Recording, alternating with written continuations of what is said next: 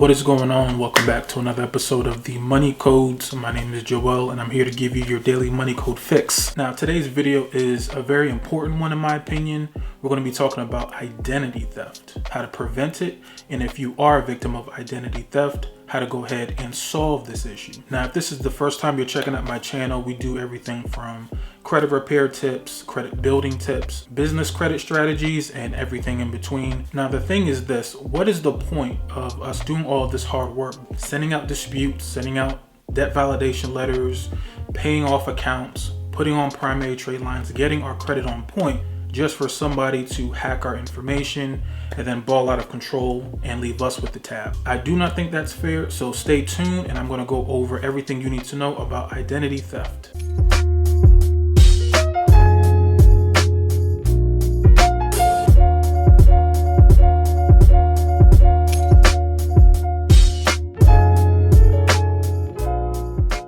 Now, simply put, what is identity theft? Anyone that uses your personal information without your express permission or authorized consent to cause you financial harm.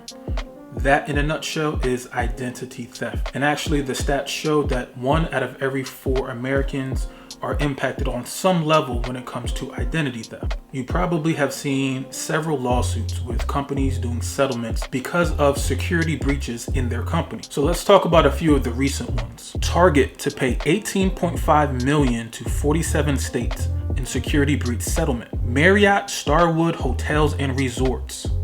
November 2018, 500 million guests were impacted. Yahoo, one of the biggest email companies in the world, 3 billion accounts compromised between the years of 2012 and 2016. Now, I know some people, especially in my close circle, they're very, let's say, paranoid when it comes to their personal information and their billing information. They do not spend anything on their credit cards. They pay cash for everything. They don't trust any financial institution. They're really living their lives as if they're still stuck in like the 1950s. So now, if you never do business with any other company, you just stay in your home all day, could you prevent identity theft? Technically speaking, no, because in 2017, there was a huge lawsuit and settlement with Equifax, which, as you know, is the top 3 consumer credit bureau on the personal side of things. They had a security breach, which included names, home addresses, phone numbers, date of birth, social security numbers, and driver's licenses. So as you can see, the security issue isn't just with us. Some of these reputable companies that we do business with every single day, again, Target, hotel chains, Equifax,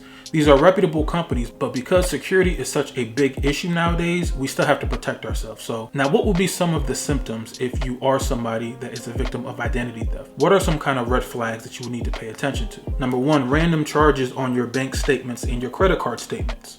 Make sure that you are paying attention to all charges that hit your account, personal and business. If something doesn't look right or something doesn't add up, make sure you are following back up on it. Letters in the mail about denials for accounts that you never even open up. I actually had a buddy of mine who he received 2 or 3 different letters in the mail that said that he was declined for a credit line increase. And this was from one of the major banks. Turns out he never personally applied for any credit line increases. He did some homework and he later found out that he was in fact a victim of identity theft. Sudden drops in your credit score, that may be a sign of identity theft. And getting calls from debt collection companies when you do not know anything about these debts that they're calling about. So now, with everything we already know, prevention is better than the cure. So what are some things that we can do right now today as we're building up our credit, or maybe we're utilizing our good credit right now?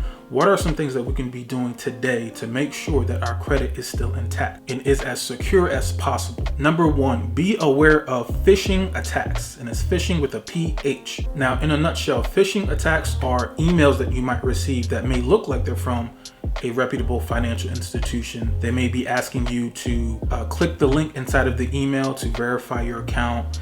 They may be asking you to call the number that's inside of that email to verify the account. 9 times out of 10, there's some sort of like sense of urgency that they send you to try to get you to panic and get you scared. So you pick up the phone or you start clicking links all through your email, and then unbeknownst to you, you're actually providing your information over to scammers. How can we prevent this? So if you're getting emails from Bank of America, from PayPal, from any institution that you actually have an account with, or anything crazy is going on, I want you to take your credit card or your debit card out of your wallet or out of your purse, flip it over and call the number on the back of the physical card that you have, not the one that was in the email. Call them and ask to speak with a representative and see if there are any alerts or red flags on your account. And an even better option, if you're able to, go to the physical store, go to the physical branch of your bank and ask to speak with an account manager to go over anything dealing with your account. Number 2, prevention of malware. Softwares or viruses are things that you download. A lot of times it comes packaged in like free pirated software or free games. Kids click on it, they want to play the new video game, and little do they know they're also downloading malware. That malware may be on your computer, and once again, the whole purpose is to scare you into saying that your information has been breached or you need to pay immediately. Sometimes they call it ransomware, where you're literally unable to use your computer system without having to input your credit card information, and then you guessed it, that information goes back to a scammer. So double check everything that you're downloading, make sure that you understand what your children are downloading, and also invest in an antivirus software. Be mindful of any sort of website that you are going to, that you are providing any sort of information. Make sure when you look in the upper left-hand corner of your web browser that you see that lock that shows that you're dealing with a website that has an SSL certificate. You don't need to know what that means. That just means it's extra security for that website. Next, be very mindful of the network that you're on. So if you go to a public network, let's say you go to Starbucks on your lunch break and you decide to use your online banking or to log into PayPal, understand that on a public network, there are hackers that if they're in your vicinity, they may be able to intercept personal information on that network. Or if you're using any sort of public Wi-Fi, don't log into your personal banking information or put in anything that you normally would not want anyone else to see. Be mindful of that. And finally, I want you to do 2 things for me. Number 1, I want you to go ahead and get access to your credit profile from all 3 bureaus. And I want you to pay attention to the personal name, the address, the social, anything that is a personal identifier. I want you to make sure that you only have 1 piece of information for every data point.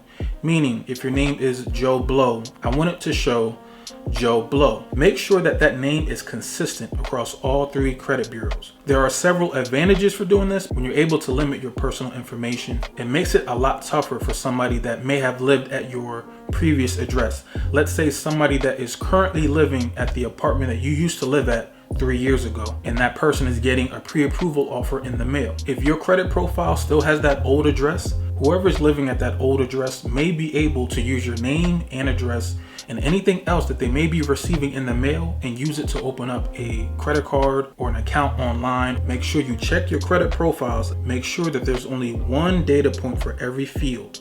Do not have 5 addresses listed on your credit profile. Wherever you're living at right now, have that 1. Also, it would be a good idea to go to this website, Opt Out Pre-Screen. That way you can try to limit any mail from like pre-approval offers or anything of that nature being sent to addresses that you've lived at 5 years ago that you never updated. So now the next logical question may be something to the effect of, what about credit monitoring services? All the credit bureaus like Experian, I believe they have one for $22 or $25, something to that effect. There are some third-party companies that offer that service. Your bank may offer that service. Now they aren't necessarily bad. Now you have to think about it like this. These services are more so like insurance companies. If somebody goes ahead and accesses your account and starts to do damage with your credit card, the damage really has already been done. What these companies are going to do is alert you very quickly, and they're going to send you an email or a phone call saying, hey, something's going on with this account. Is this you? Now that's okay, I guess, in the grand scheme of things. But if I'm paying money, I would prefer to have something that could prevent someone even accessing any of my accounts, not telling me the day after or a couple hours after it already happened. In my opinion, I think a better solution would be going to all 3 credit bureaus, Experian, TransUnion, and Equifax, and freezing your credit profiles. Now, what does this mean? This means that if anybody in the future, you or anybody else, wants to open up a credit card or apply for a credit line or a loan, so we already know that the financial institution is going to ask for your social security number, and then they determine whether or not you're able to get that credit card. If you have a security freeze on your credit profile, those automatic approvals are going to stop. So for example, if you have a credit card application that you're in the middle of doing and you have a credit freeze on your credit profile, you will likely have to contact that financial institution first in order for them to approve this new account that you're trying to apply for. It's a slight inconvenience, but if you're not somebody who's like a credit churner and you're applying every other week for different credit cards, you may want to look into this, because again, prevention is better than trying to clean up something after the fact, especially nowadays, because it's very easy to do a security freeze and lift a security freeze on all 3 credit bureaus. It's pretty easy to do. Now, if it turns out that you have been a victim of identity theft, I want to make sure that you contact the FTC and file a formal complaint. I'll put a link at the bottom of this video. I want to make sure that you contact your local police department and again, file a police report. Make sure that you contact all of your financial institutions and get in contact with their fraud department so you can have a discussion with them, let them know the procedures, let them know what has happened. That way they can reset your PINs, they can reissue you new credit cards. And side note, it is way easier to do this with a credit card company. That way they can send you out new PINs or reset your password for you, send you out new credit cards, and then get you back on your feet. At that point, again, I highly recommend that you just put a security freeze on all 3 of your credit profiles.